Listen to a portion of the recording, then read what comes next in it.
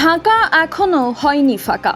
এখনো রাজধানীর বেশ কয়েকটি বাস টার্মিনালে রয়েছে যাত্রীদের উপচে পড়া ভিড়। আর সেই সাথে রাজধানীর যাত্রাবাড়ি, সায়েদাবাদ, ধোলাইপাড়, কমলাপুর, গুলিস্তান সহ বেশ কয়েকটি স্থানে রয়েছে দীর্ঘ যানজট।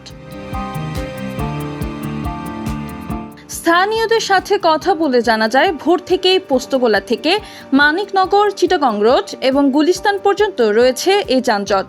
আর এই যানজট সৃষ্টি হওয়ার মূল কারণ দূরপাল্লার বাস। তবে এতে করে ভোগান্তির শিকার হচ্ছে সাধারণ জনগণ।